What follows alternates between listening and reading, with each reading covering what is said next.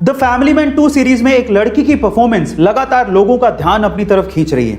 इस सीरीज में वो लड़की जिस कंपनी में काम करती है, उस कंपनी में उस लड़की का बॉस उससे लगातार छेड़छाड़ करते रहता है। ये लड़की जिस बस से घर जाती है, उसी बस में एक आदमी लगातार इस लड़की के साथ फिजिकल असोल्ट करते रहता है। इस लड़की को बहुत गुस्सा आता है, लेकिन ये लड़की कुछ कर नहीं पाती। लोगों को लगने लगता है कि एक अबला नारी है, बहुत कमजोर है, लेकिन जैसे ही लोग ये सोचते हैं, उनके विचारों पर होता है एक अटैक।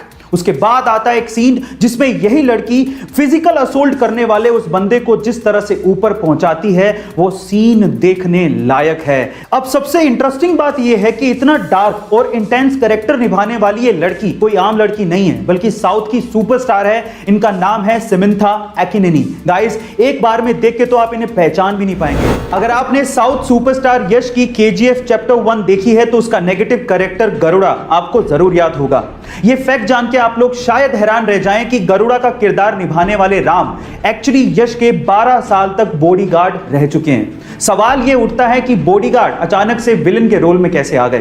तो हुआ कुछ यूं कि KGF के डायरेक्टर प्रशांत नील जब स्टोरी के नरेशन के लिए यश से मिलने आए, तो उन्होंने वहां पर उनके बॉडीगार्ड को स्पॉट किया और उन्होंने यश से कहा कि गरुड़ा का किरदार राम निभा सकते हैं। और गाइस, सबसे बढ़िया बात यह थी कि यश ने इस चीज के लिए राम का सपोर्ट भी किया और उन्हें एक्टिंग भी सिखाई। ऐसे ही यश इतने बड़े सुपरस्टार नहीं बन गए हैं, वो बहुत दिलदार हैं और लोगों को सपोर्ट भी करते हैं। इसी वजह से लोग उन्हें बहुत चाहते हैं। यह बात है 15 मार्च सन 1959 की, जब मुंबई की एक छत पे 7 घरेलू महिलाएं इकट्ठी हुई।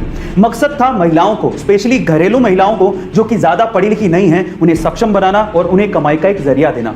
शुरू में इन 7 महिलाओं ने 80 रुपए उधार लेके पापड़ बनाना शुरू किया और जब 1 किलो पापड़ बनाने में 50 पैसे का प्रॉफिट हुआ, तो इन महिलाओं में जोश आ गया, क्योंकि 1959 में 50 पैसे का प्रॉफिट भी बहुत बड़ी बात हुआ करती थी। फिर क्या था, इन महिलाओं के विजन से और भी महिलाएं इनके साथ जुड़ती चली गई और आज इस कंपनी में 45,000 से ज्यादा महिलाएं काम करती हैं। ये कंपनी 15 से ज्यादा देशों में अपनी प्रोडक्ट सेल करती है और जो कंपनी 80 रुपए उधार लेके शुरू हुई थी, आज वो कंपनी 1600 करोड़ रुपए की कोऑपरेटिव कंपनी बन चुकी है, जिसकी वन ऑफ को फाउंडर है जसवंती बेन। गाइस, मैं बात कर रहा हूं लिज्जत पापड़ कंपनी की। ये बात है सन 1996 की, जब सौरभ गांगुली ने अपना टेस्ट डेब्यू इंग्लैंड के खिलाफ लॉर्ड्स के मैदान पे किया था और अपने पहले ही मैच में शतक ठोक के उन्होंने 131 रन की पारी खेली थी।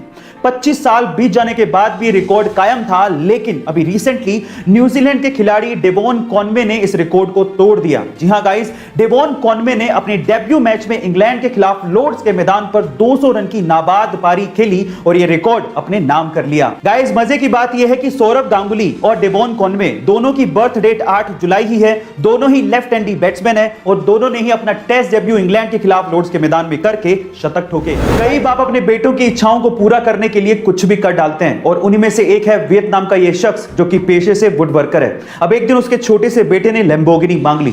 अब शायद ये शख्स लैम्बोर्गिनी तो अफोर्ड नहीं कर सकता था, लेकिन 65 दिनों की कड़ी मेहनत के बाद इस बंदे ने अपने बेटे की इच्छा को पूरा करने के लिए वुड से, यानी कि लकड़ी से लैम्बोर्गिनी बना डाली और उस लैम्बोर्गिनी का नाम इसने रखा सिएन रोडस्टर। गाइस, सोशल मीडिया पे इसकी कलाकारी की तारीफ बहुत ज्यादा हो रही है। इसका यूट्यूब तक खुद का चैनल भी है जिसका नाम है एंडी वुड वर्किंग।